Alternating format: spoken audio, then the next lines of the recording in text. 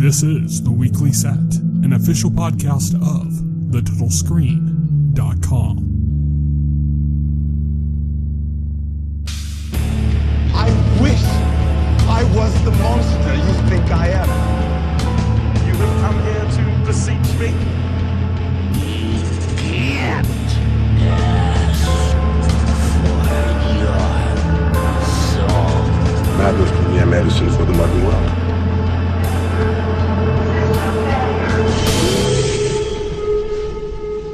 Hello, everybody, and welcome to The Weekly Set, the official podcast of The Total Screen. I am your host. My name is Tyson, and joining me today, as always, is my partner in crime here at The Total Screen, William Rohrig. Hello. So today, this is going to be episode 273 of the podcast, and we are going to be discussing The Boys Season 2, Episode 5, We Gotta Go Now, and Lovecraft Country Season 1, Episode 6, Meet Me in Dago. So those are the two episodes we're going to be discussing. We are recording this on September 21st, 2020. So let's get started. Let's jump in on The Boys. So yeah, we got, last episode was kind of a road trip. We learned about Liberty. Now we kind of get this like other kind of side of that story in that, you know, Butcher has kind of gone on his own and he's kind of doing his own thing. And now like the boys are like, we need to get Butcher back. Where the hell's Butcher? He's doing his own thing. Is right. He's basically given up after his failed attempt to save his wife Rebecca. You know, basically, you know, there's the big wedge between them now, which is Homelander's son, also her son.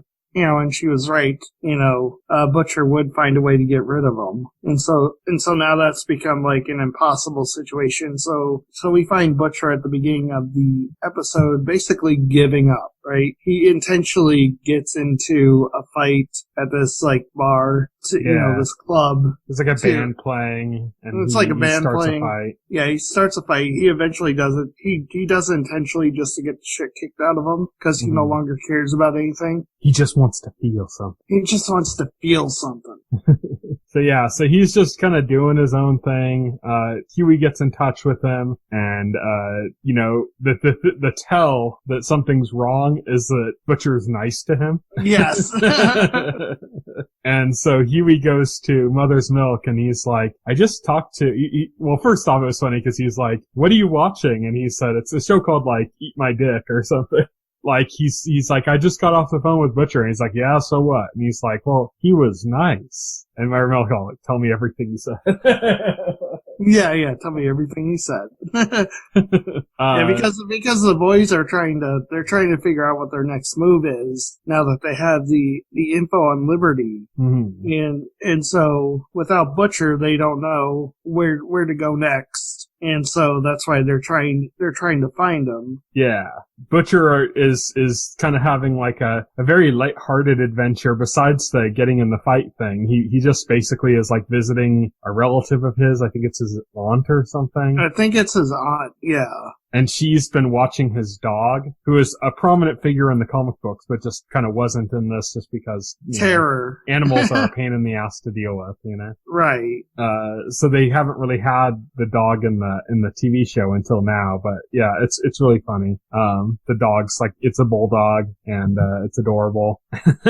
Yes, it is. Yes, it is. And it humps a bunch of things. He's a good doggo. I love the part where I think like Huey like picks up like the stuffed pig and she just says, that's Terror's fuck puppet.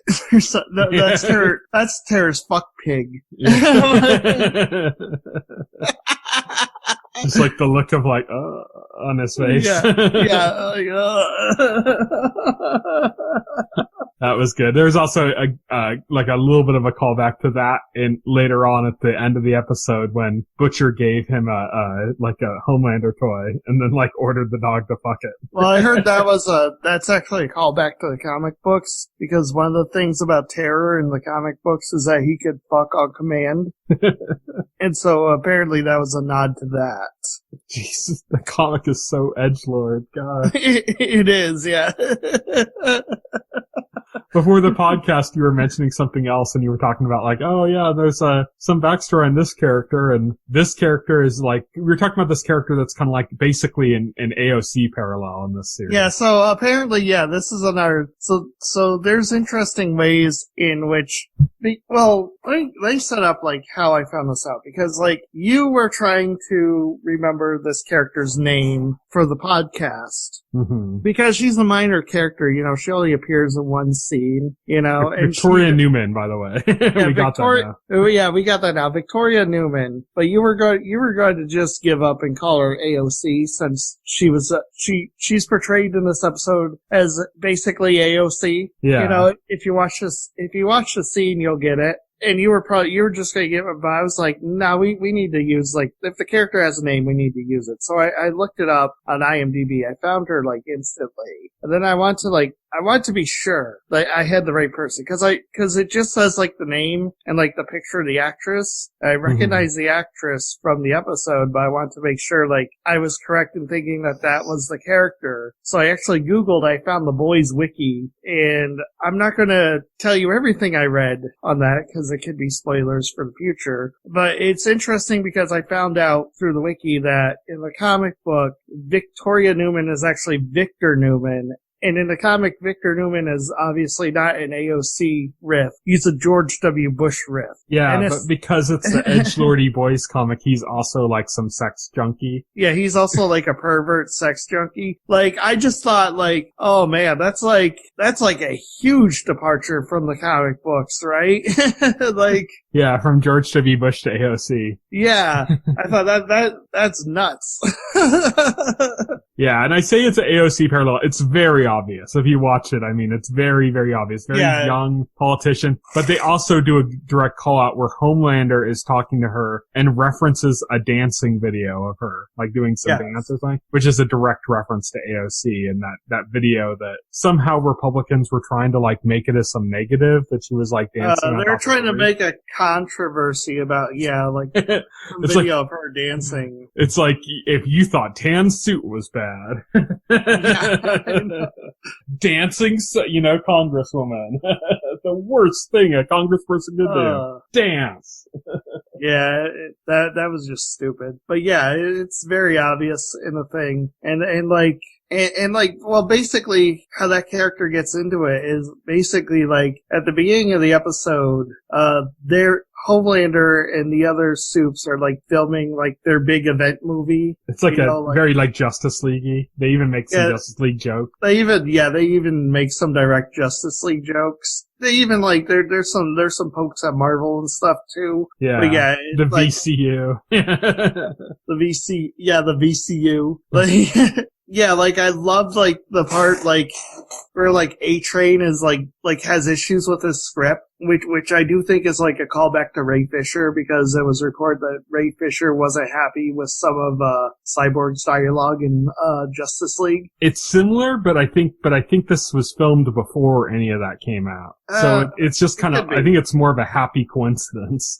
Yeah. Or maybe it came from rumors that, cause they're all in the industry. They probably had heard rumors about it before Ray Fisher said anything, Right. But like, yeah, A-Train has issues with his scene because like he's supposed to be leaving the Seven. If you remember last episode, Homelander fired him, basically. So he's supposed so apparently like his big send off is supposed to be in the movie, and he's going to the director and he's like, oh, I just wrote a new scene. I gave myself some more dialogue, and I thought like maybe instead of like saying I'm leaving the Seven, maybe I could just like say, I gotta go, and keep it open-ended. Yeah. Keep it open-ended.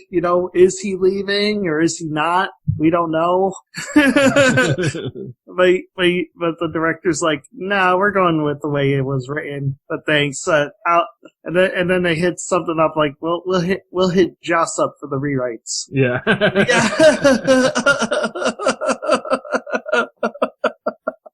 Yeah, we'll dig at Justice League and all the problems going on with the director's cut, the Snyder's cut of that, you know. Yeah, with the Snyder's cut. Yeah, I think it was too early for the Ray Fisher stuff because I believe this was filming. Season 2 of The Boys was filming while Season 1 had just dropped. They were already filming Season 2.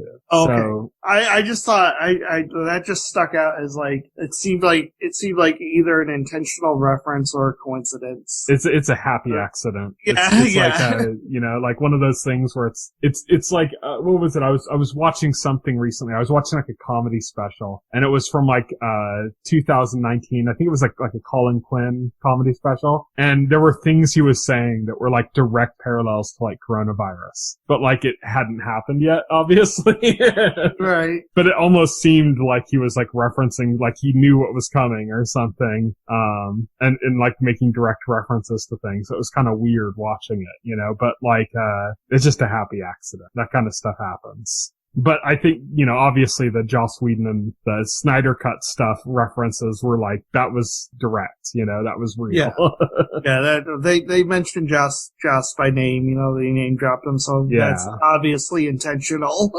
Yeah. That kind of shit, before Ray Fisher came out about stuff, the controversy about, you know, all the rewrites and how garbage it was and the disputes between that, all that shit was like years ago, you know? Like, before the movie even came out, that stuff was being talked about, you know? Oh but my God. Ray Fisher, like, brought up stuff that's, like, a little bit bigger, and it just ended up being, like, you know, Ray Fisher and A-Train seemed like a good, you know, parallel in the show, like it was intentional, but it probably wasn't based on the time they filmed. And you notice how, like, all the 7, like, they play themselves in the film, except for Homelander. They have, like, another actor portraying Homelander instead, because, like, he can't be bothered to, like, do it himself. Like he's sitting there, he's watching the production, but he's not participating in it, you know? Like, I thought he was, like, cause there was a scene where he had that, like, goodbye with A-Train, and afterwards he was, like, nice to him or something. No! You pay attention, that's not the same actor as Homelander. That's a different guy. Is it not? I thought it was the same guy. That was a completely different guy in like a Homelander costume. Yeah. Oh, I thought it was the same guy, and I thought that the weirdness of him saying like, "Oh, good job on that" or something was kind of like this, like, "Oh yeah, now he's like being nice to me" or something, and it's like professional. Nope, it wasn't even him. Well, let's talk about like what Homelander was up to when all this stuff was going on, because while they were filming this, point out, because like it says something about like Homelander's character, like Homelander's too important to participate. Well, there is something else that's referenced to him just not having time for shit, or like not taking time for shit, maybe is the better word. Yeah. Because Homelander's motivation in this episode is all based around him being informed that a video has leaked, so widely leaked that everyone's seen it, you know, of him killing a terrorist and like just kind of like haphazardly doing it, and in doing so accidentally killing like an innocent guy as well. Yeah. And I love his reaction to, I love that this reaction to that, like, oh, they're starving, but one of them has a cell phone. Funny enough is that like a lot of like really like heavily impoverished like African villages that don't even have like electricity, a lot of people in those areas have cell phones, but it's not like some weird luxury. It's like, it's actually kind of a necessity. Like phones over in that region, a lot of them like have scales like into the screen, similar to like the Force Touch that Apple was trying to do a while ago, but like actual scales, and they'll do that. They'll use their phones to like sell fruit and stuff, and they can like weigh the fruit on their phone, and it's like it's a business tool in order to do that. So they like they'll leave town, go into the city, and then like have these like public charging spaces to charge their phones. And so they don't have electricity at homes, but they have cell phones. But it's because it's necessary. It's for, you know, their basic expenses and things. And of course, you know, phones in that region, they have like really cheap smartphones, you know. In India and Africa and stuff, they have like smartphones that are like $60, $70, you know, stuff like that, they're just like a less powerful, but they do all the same stuff, basically. Anyway, back to the episode. So back to the episode, Homelander killed this person, had that reaction, was kind of like, oh, I'll just take care of this. I'll just do a press conference. And the woman who's watching over him, who is, Ashley, is like, Yes. no, Vought stance, Edgar said that, Mr. Edgar said that, you should just say no comment for now. And you shouldn't get involved with But Homelander's so upset Homelander's so upset by this idea that his numbers are down. That his approval ratings are down. His approval Remind you of someone? Yeah, right. He's so upset about that he can't not stay out of it. He can't not stay quiet. He has to go and talk to the people. I suppose, right? And then this is the scene because there's this massive protest against Homelander now because of this footage, and it's being led by the Congresswoman that we previously mentioned. That's where she comes into it in this episode, and Homelander shows up to try and do his own PR, which is never a good idea. You don't want to do your own PR. It's a tense scene. You can tell that AOC Victoria Newman is terrified when he lands in front of her. Yes. And a bunch of the people are too, but then they start to kind of build up their courage. Homelander starts doing his whole I do what I can, but the real heroes are, the military that serve with me. And if you knew them, and there's a military guy there, and he's like, you don't speak for us. And so the whole crowd just starts chanting that, and he's yelling at Homelander, you don't speak for us. You don't speak for us. Well, then Homelander kills everyone. Yeah. In his dreams. Yeah. He has a little daydream in which he just murders everybody there with heat vision and, his laser vision, I should say. And then it kind of snaps out of it and is like, well, I gotta go. And just takes off. He said, I gotta go. And, oh yeah, you're the real heroes. Yeah. And takes off. Yeah. He was talking before that even, he was talking to, Stormfront, Stormfront showed up and was talking about his ratings or something and he was stay away from me or whatever. I don't need you. I don't need your help. And she's like, well, when you want me, find me. So after this, he goes to Stormfront and Stormfront basically just has her internet troll army make memes, very right-wingish memes, the kind of stuff you see you don't stop terrorism with words and things like that, the pictures of Homelander, just memes that kind of go around, similar to kind of the stuff you see in favor of Trump and other kind of Republican ideals that you'll see get spread around on 4chan and stuff. So she ends up using that up for him and he gets a huge approval uptick because he's appealing to new audiences basically. He's still feared or disliked by these, people like the AOC Senator Victoria Newman, but among these hardcore kind of more right-wing side of people, he's found a new audience, a new acceptance. So, so that means Stormfront is, further along the lines of, of indoctrinating Homelander into, her right-wing ideologies. Did you notice the cool little touch that, Stormfront had a Starbucks cup, or a drink, and it said on its storefront? I didn't notice that. Somebody posted on Twitter and I was laughing and I'm like, I have to imagine there's a side story in which Stormfront murdered a barista. Oh, probably. For spelling her name wrong, Probably, definitely. It was probably, somebody of a different race that she then said something horribly racist about after killing, because that's Stormfront, but Well, speaking of horribly racist, Stormfront has a very brief conversation with A-Train this episode, which goes about you would expect, where she starts dog whistling like crazy, to his face, just to his face, just starts going stuff like, some people are quality and some people are garbage, And then like A-Train, immediately what? following references like, and then immediately like, I heard you're out of the seven. Or like, you know, like immediately after to directly imply.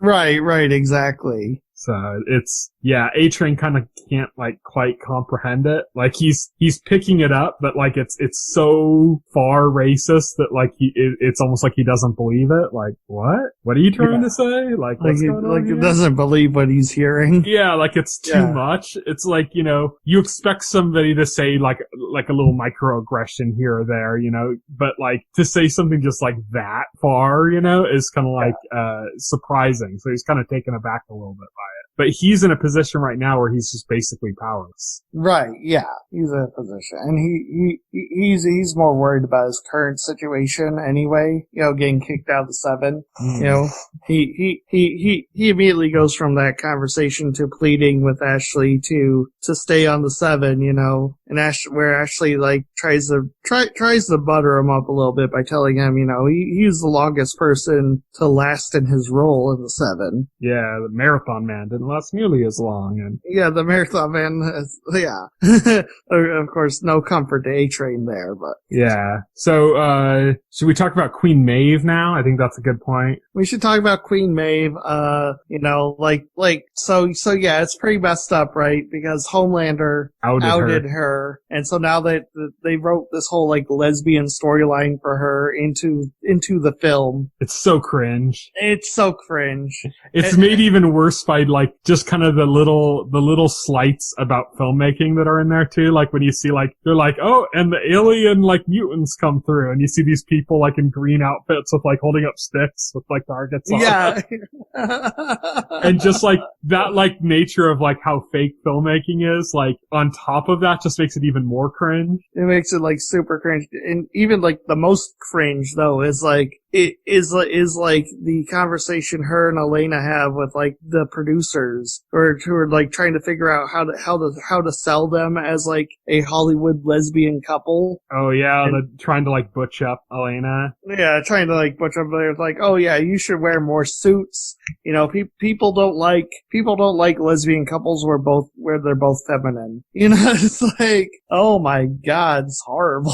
Yeah, and Elena's like, I don't have to take this shit. And she's like walking out and Queen Maeve is like, you don't understand. This is Homelander. He's somehow getting a kick out of this. This is like him causing manipulation, him exerting control. If you try to walk away from this, I don't know what's going to happen to you. Right. Basically saying he'll fucking kill you, you know, like I can't protect you. Like he'll kill you if you don't play along. Yeah, this is Homelander's like sadistic game, you know. But then she surprisingly says, and like exciting for future developments, because Elena says, what are we going to do about this? And she says, we're going to take the fucker down. Yes. Yeah. Which is like, ooh.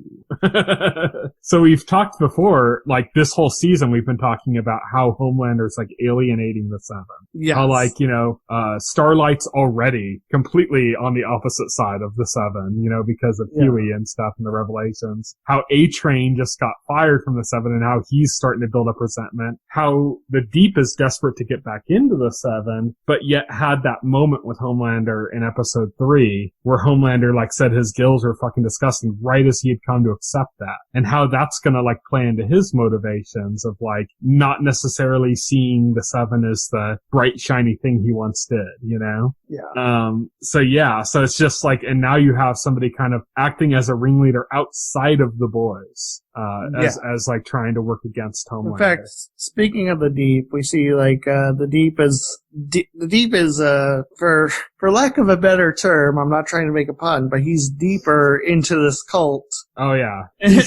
They totally Tom Cruised him. They did like the arranged marriage thing. Yes, they did the arranged marriage thing. You know, he's talking about like being a different person. He doesn't have much of a storyline this episode except for at the end when Queen Maeve comes to visit him. Yeah. And he's like, oh, it's good to see you. You know, like, he says something and she just tells him, she just says like, no, you're a piece of shit. And he's like, you think I'm a piece of shit? Well, I love the way that came about because she said, in order to get back into the 7, you need somebody to vouch for you that you're not a complete piece of shit. And he's like, you think I'm a piece of shit? And she's like, that's right. Yes. Yeah, just like very like matter of factly, you know? Just matter of factly, yeah. But she makes it clear that she needs the Deep's help with something that she's going to use against Homelander. Yeah. So that's like an interesting setup. The other thing with the Deep is that he did a commercial for that church and we finally got to see the leader of that cult, the Alistar Adana, who's like the leader of the Church of the Collective. They're like, I'm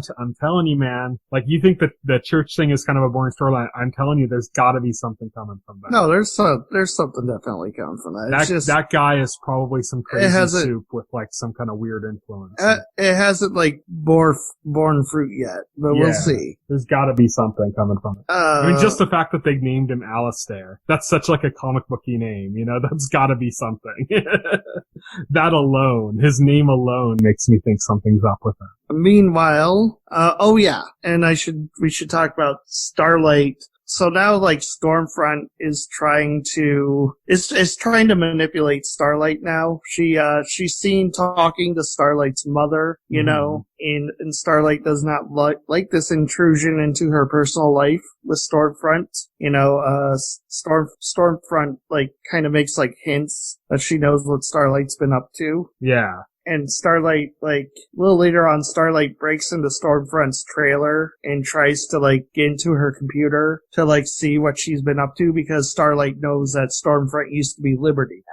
Yeah. So she's trying to dig up what the deal is. She breaks in by something Stormlight said kind of like offhand without even thinking about it, referencing like her mother and saying her name, and that ended up working as a password to get Starlight into her computer. Big like Hollywood password hacking. And, but as soon as Starlight gets in, Stormfront enters the trailer, and Starlight, like, as a cover for being there, just goes into, like, this full, like, you know, like, oh, I'm so pissed off you were talking to my mother behind my back, you know, you had no right to do that. But unfortunately, like, Stormfront sees through that. Mm-hmm. The Stormfront is like, wow, that's some amazing acting, you know? Because Starlight had looked at Stormfront before, and Stormfront was like, why are you looking at me? You know, and Starlight had made the excuse that, oh, you're just so good at this acting, I don't know what to do, or something. So it was like a callback to that scene, too. Yeah, it was a callback to that scene. Yeah, it was a callback to that. And that gets even more tense because, like, Homelander enters the trailer, you know, and you think, like, Stormfront's, like, going to, like, spill, but Stormfront, like, lets Starlight go. And I think the reason for that is because, again, for the same reasons, I think Stormfront's ultimate goal is she wants to indoctrinate Starlight as much as she does Homelander, because again, Starlight is the ideal of what she looks up to. She's Aryan looks, yeah, Aryan looking, you know, superwoman, you know, so either that or she has some other plan for her. She might be using her as a scapegoat at some point for something, who knows, but she directly references that she has plans for her. Like, yeah, she has some plans for her. I think it's similar to her plans for Homelander just because of who she is, because she knows she has this information. She has this dirt on Starlight. She lets Starlight know she has this dirt. She's like inserting herself into Starlight's life now, you know, and the fact that she doesn't just go straight to, you know, Vought, she doesn't go straight to CEO with her information, even though Starlight has nothing over her to prevent her, like Starlight has something over A-Train, you know, and A-Train was going to go right to Homelander with his information before Starlight threatened him with what she knew. She doesn't have any leverage over Stormfront. So that means she knows she's Liberty, but that's obvious that Vought knows that too. Yeah, it's obvious. Yeah, Vought knows that, and even if she told Homelander, like, nobody's gonna believe her, they would just deny it. That's not leverage. Yeah. You know. So Stormfront has plans for Starlight. It's obvious. Yeah. Stormfront, and just to get it out of the way quick before we move on to kind of the bigger part of the story, Stormfront and Homelander have a bit of a crazy sex scene. Oh yeah, it ends the episode in this like crazy, like violent sex scene where Homelander is getting into it because for the first time he can basically like not be gentle with somebody, right? And, like push them around and laser their tits, as as Stormfront refers to it. she's like, don't be a pussy, laser my tits. yeah, exactly.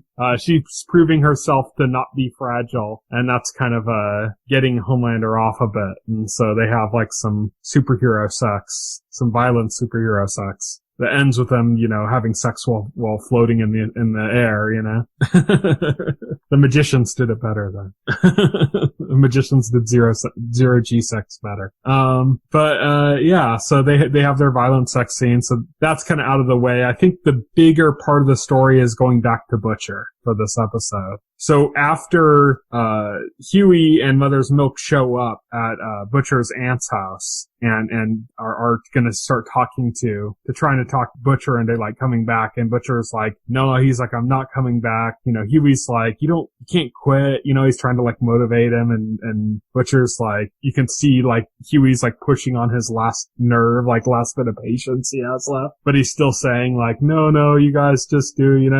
They're kind of going back and forth, like they're trying to get him to come back. He's trying to like say, no, he's not coming back. And then Butcher realizes that Black Noir is literally right outside of their house. And he informs them of this, and they go into kind of like lockdown mode. They call in like a gas leak just to make it as public as possible, so that like you can't just kill them in public, Right. And so then they end up kind of like going into the basement. You find out that Butcher's aunt like makes drugs. Yes, she's a drug dealer. Yeah.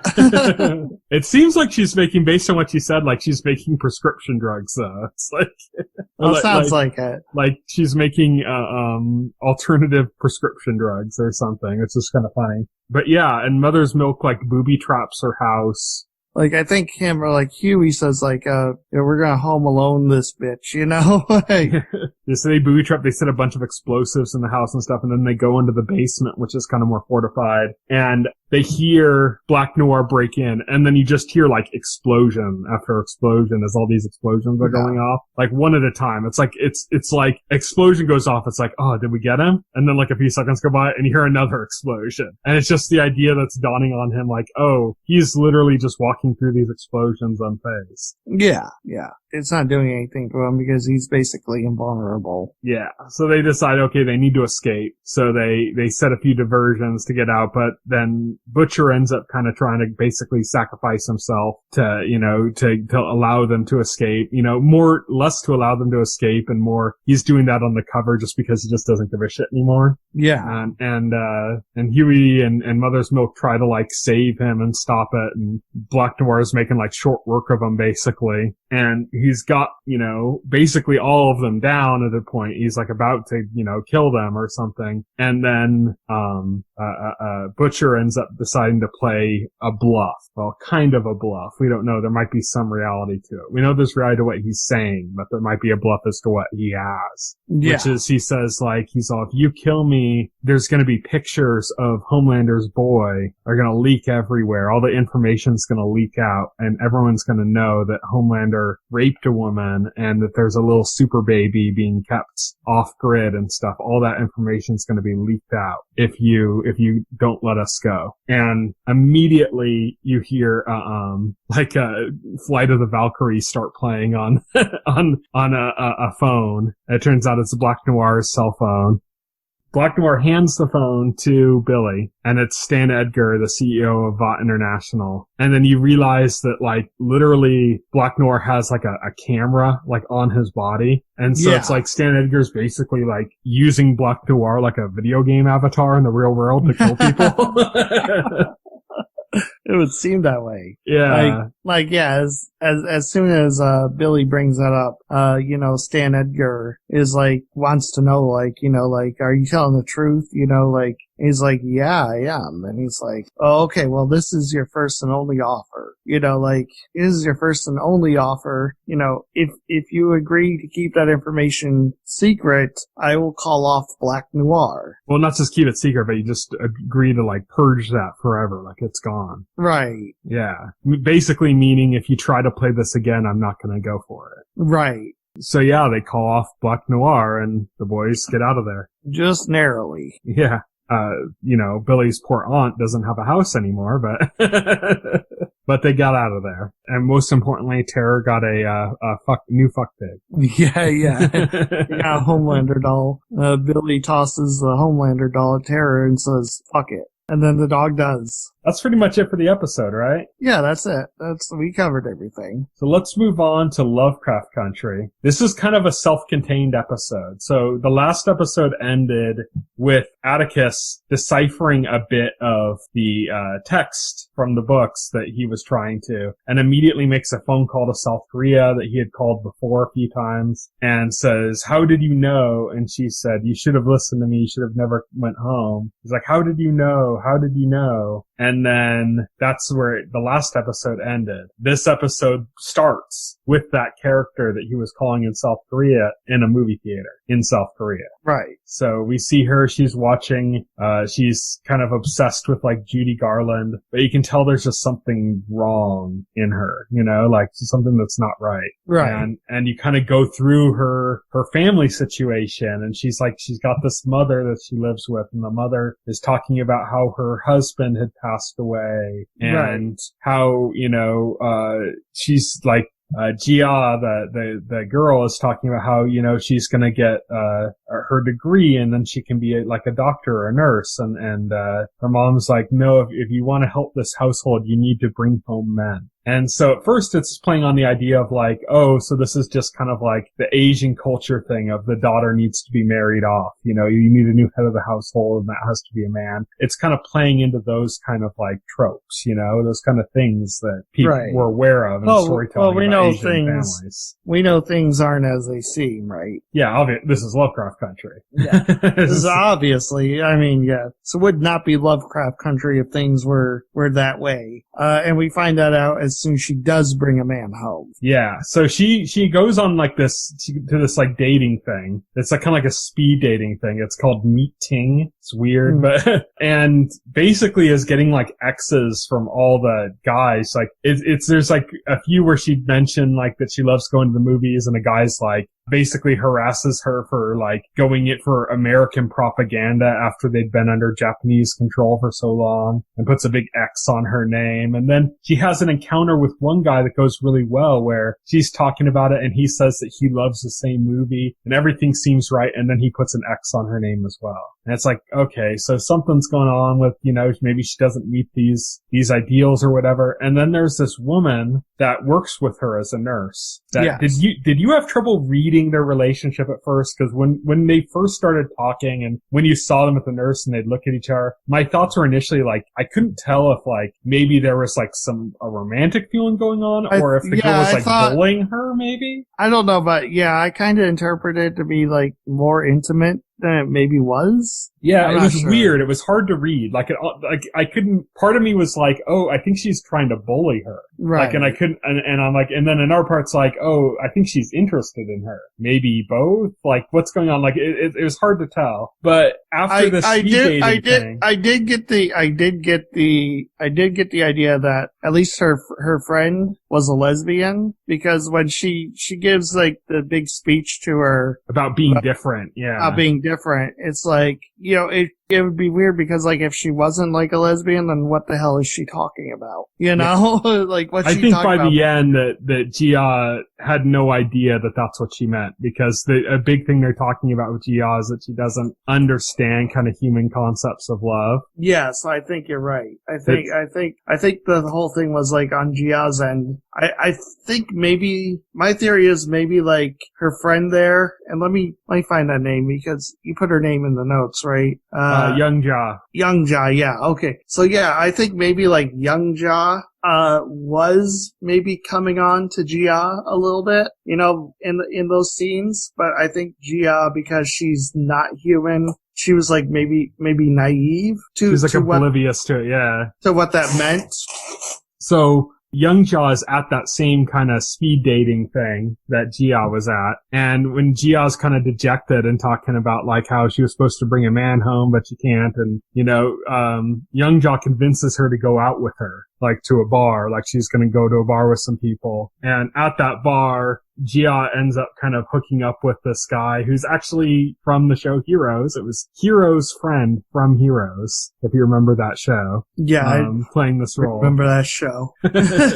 Unfortunately. But anyways, she takes him back and she like lights this candle and then like all the candles light up in the room and they get on this bed. It's very like almost ceremonial, like weird. And at this point I'm wondering like, oh, is Jia like a prostitute or something? And this is what her mom meant by bringing men home? That she like, that this is like part of like, you know, in their family that they do this, like they're a poor Korean family. Cause I know like in India, there's like these untouchables or whatever that do that. Like there's like this class system. I guess, I don't know, like I didn't think that. I didn't go there. But I was like I'm like kind of like, what is that? I just thought she found a guy, you know, like. It was weird though, the room that they went in, you know. I guess I was just thinking like she found a guy that she was interested in. I wasn't really thinking about it like, oh, is she a prostitute now? Like that didn't enter my head. But anyways, they start having sex, and at a certain then it point, gets weird. Yeah. Weird. All these things start coming out of Jia, and they latch onto the guy, and they're lifting him up above her. It's tentacle porn. It turns into tentacle porn. Yeah, it's kind of like these things. We eventually find out they're tails. Is what they are. They're fox tails. But they're holding this guy up in the air, and he's like kind of screaming out, and then she starts getting these visions of his life. By the way, they're coming out of literally every of Gia's orifices. Oh, her eyeballs turn into them, you know, like they come out of her ears, her eyeballs, or, you know, her genital holes, everything. They're coming out of everywhere in her. Cause it's 9 tails, you know, so coming out of everything they can. But anyways, they're lifting him up. She starts getting these visions of like his life. But like when they started going through them, I'm like, oh, I think they're showing like my reaction. I kind of called what was going to end up happening later on between her and Tick. Yeah, based on what happened in the last episode, because in those visions, I'm like, I think some of those visions are his future. Yeah. Like she's seeing the future that she's robbing from him, basically. Right. You know, like she's taking his soul, which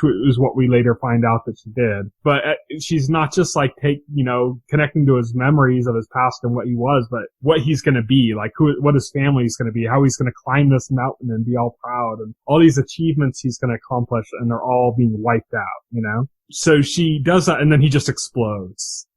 Just into just visceral gore. Yeah, just completely explodes. Like Robin and the boys. Yeah, pretty much. And then we kind of get some more scenes between her and her mother that kind of fill us in on what's going on. And apparently, she was being molested as a girl by her mom's husband. Well, we should say, like, it's not technically correct to say her. So what's going on is, again, she is not human. She is a whatchamacallit. He is a kumiho, a 9-tailed fox, which, like in Japanese mythology, would be a kyubi, and here it's a kumiho. So this takes some explaining. So basically, a kumiho is a 9-tailed fox. This is a 9-tailed fox spirit that is brought to life in the form of a beautiful woman. So this is in the body of. So it's Gia's actual body. It's the girl's actual body. But. Yeah, it's the girl's actual body. So basically, what had happened was, I guess she was being molested. She must have died at some point. Yeah. You know, which they don't really go into how that happened. You know, we only learned that she was being molested by her father. I think her stepfather, because they referenced later that he had married a single mother. That's true. Yeah, she was already born when he married her. Yeah, you know? He married in order to get to the little girl. So I'm guessing, I'm I'm guessing he must have killed her at some point. Yeah, something happened. Maybe she tried to leave or... Yeah. And basically what had happened, I guess, was like the mother took her body and had this woman, like this witch. A mudong is, I guess, what they call it, which is like kind of like a witch. Yeah, kind of like a witch lady, a mudang. She had her like put this fox spirit into her daughter's body, and she basically told her that Jia would need to take the souls of 100. I don't know if it's specifically men or if it's like just anybody, but like said she needs to take the souls of 100 men before, and then the spirit of her daughter, or the soul of her daughter, will be restored and she'll be her daughter again. Yeah. After that process. And I think the first soul she took was the soul of her stepfather. Yeah. That's the first person she killed. Yeah. Because at first they're referencing it as like, oh, the stepfather, he died and stuff. And it's like, it sounds like as if like the daughter's like a burden on the mother, and her father had passed away, and so they're like, their household is poor because of that and stuff. And then you find out like, oh no, like they killed her by doing this possession and stuff, they killed him, So it's kind of, it goes in that direction. It's interesting the way this episode left you in the dark for like half of it, basically. You're just kind of like just brought in the middle of these people's lives, and you don't have any idea what's going on. And you have to like kind of build up ideas that you have about it, and then they start to kind of reveal what's really going on about halfway through the episode. Right, exactly. And so that's basically what's going on. And by the time, so I believe the man she kills at the beginning is like, I think there's like somebody else she kills after that guy. Yeah, I think we didn't see her kill him, but we saw like her take him back or something, and then that was implied. And that was it. And that was the 99th soul. So she only needs one more soul. Mm-hmm. At this point. And at this point, because of her conversations with her best friend about accepting who she is, she starts to kind of like rebel against this idea that she needs to take 100 souls and transform back into the person like she once was, or like the person whose body belonged to. Like she's rebelling against this idea that she needs to become human. Yeah, she's like, why do I need to be that?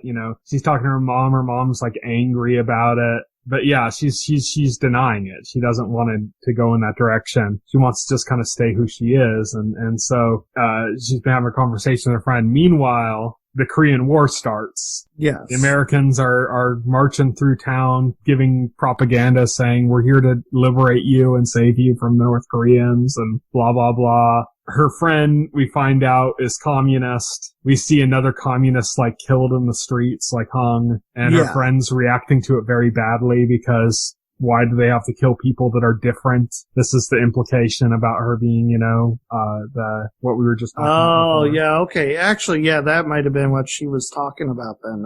I think she was talking about being a lesbian, but she was connecting communism. She was connecting that to it, the fact that they're all just people, whether you're communist or not. Right, yeah, they're all because she is, in fact, a communist, but she's also, I believe, a lesbian. I think it was implying both. Yeah, and that's the way I read it. But then, like, an army group takes all of the nurses out and say that one of them is leaking information to the communists. Now, we obviously know who it is because we know that her friend is the communist, but they just like straight up shoot one of the nurses in the head and kill her. And then he tries to, the American leader that's doing this tries to do it again, but he's out of ammo. So he calls over another soldier, and it's Tick. When he was in the war, and he just straight up murders one as well. Yeah, he just straight up murders one of the nurses. At that point, they got Tick's got the gun drawn on Jia, when young Jia speaks up and admits to being the communist that they're looking for. And that's when the soldiers take her and presumably, torture and kill her after that point.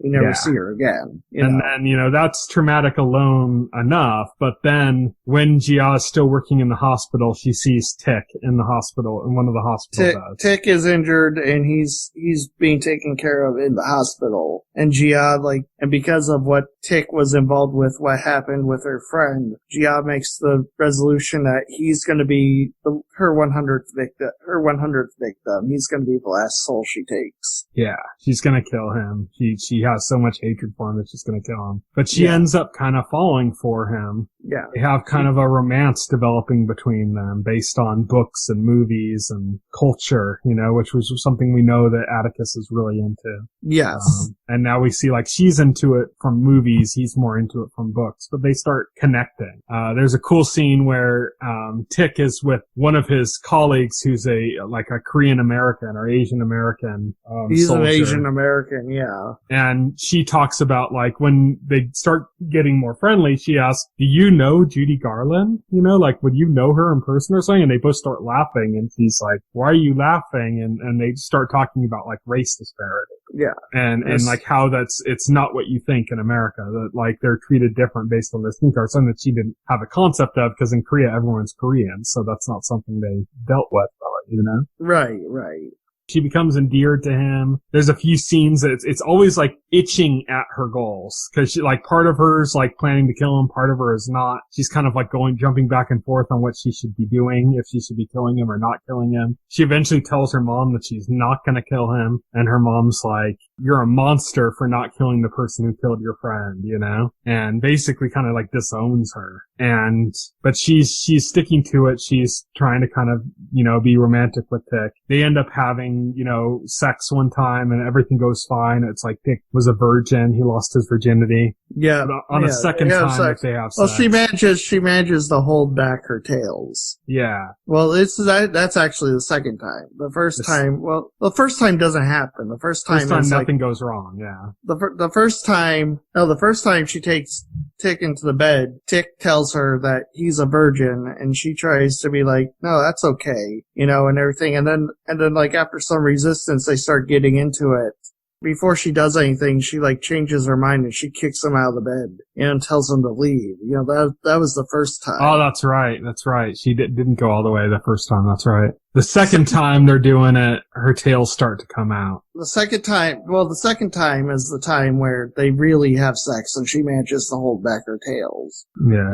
And she's proud of herself because she managed to restrain herself. Mm-hmm. And then the third scene is the scene where they're having sex and she can't hold back her tails. She's literally trying to physically hold them back. Yeah. With her hands and stuff. With trying her to hands. hold them She's back. grabbing them and everything.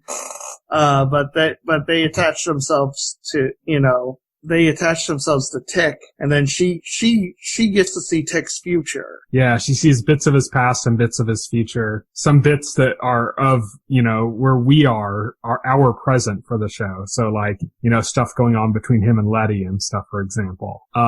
So she sees all of this, and, he's freaking out. Once he manages to get the tails off of him, he's freaking out and is like, what are you? I'm getting out of here. And she's like, listen to me. You're gonna die if you go back home. Do not go back home. You're gonna die. Listen to me. And he's just runs off. And we know now that when he was calling her and she's like, you shouldn't have come home the first time. And the second time, how did you know?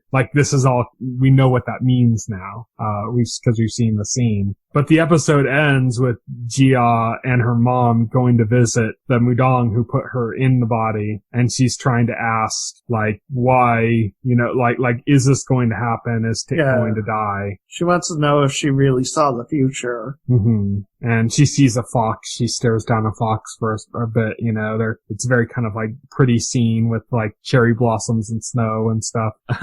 And that's the backstory of Gia. That's it. Yeah, that's the episode. So we know now kind of where she ties into the storyline and kind of her relationship with Tick and stuff, so. Right. And it's a pretty significant part, so I think we're going to be seeing more of her going forward. Yeah, there's got to be something else connected to her side of the story. But that's it for Lovecraft Country this week. I thought it was a really good episode. I've been kind of iffy with Lovecraft Country.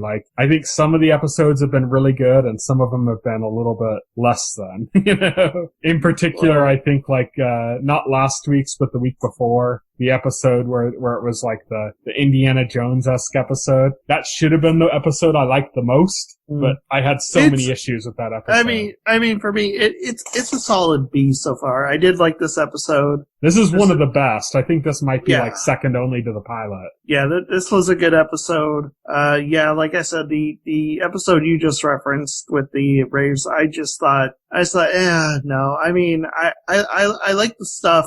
I like the stuff that's more creepy or more supernatural. I really didn't like the whole Indiana Jones plot. I think it could have been good. They just failed the execution on that one, really badly. Right. It was just really bad execution. It just did not work. I've rewatched it recently because I've been watching it with my sister to get her caught up, and watched it again, and I liked it even less the second time. It had an even more negative effect on it. It just did not make sense. So much of that episode was just a mess. So Lovecraft Country has been I haven't had a lot of confidence in it, but I think the last week's episode, I also really liked, but this episode in particular is probably the best episode since the pilot.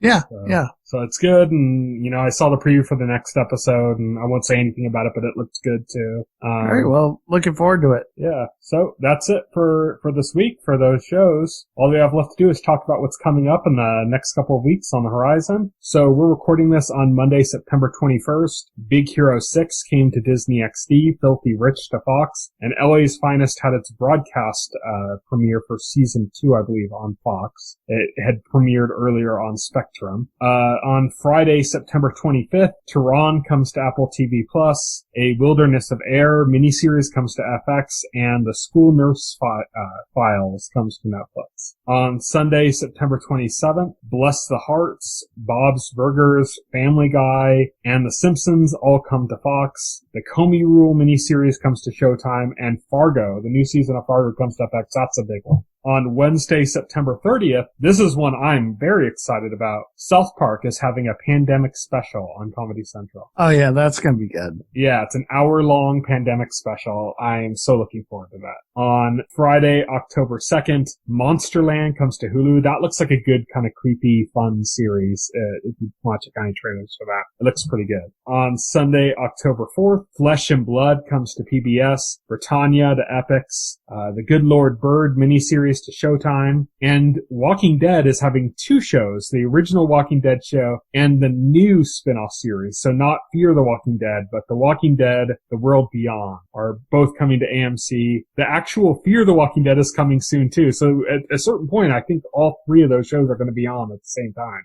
So that's going to be a little weird. This is, of course, this is because of COVID. Production was delayed, so they just kind of had uneven, they were going to have The Walking Dead, I think, was going to premiere earlier, and it got pushed back, and the other shows weren't pushed back, so now they're all kind of lined up together at the same time. So if you're into The Walking Dead, you're gonna have 3 shows on at the same time pretty soon. So that's gonna be kind of crazy. On Monday, October 5th, Soulmates comes to AMC, and that's it. That's covering the next 2 weeks. Next week on the podcast, we're going to talk about The Boys some more, and we're going to talk about Lovecraft Country some more, because that's kind of our main topics. But that will be our 274th episode, which means the 275th episode is going to be one of our special podcasts. It'll probably be an Advocates of Great Television. We might do something else. We got something coming up that we might fit into a regular episode, or we might throw it in there. I don't know. But we got something coming up, and then we also have our 275th episode coming up too. So yeah, keep an eye out for all of that.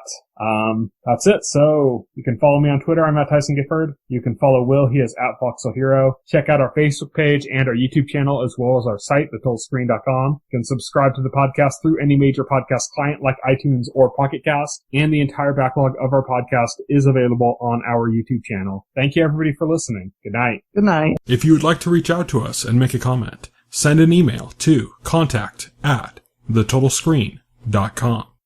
Stay tuned to The Total Screen for the very best. Enjoy.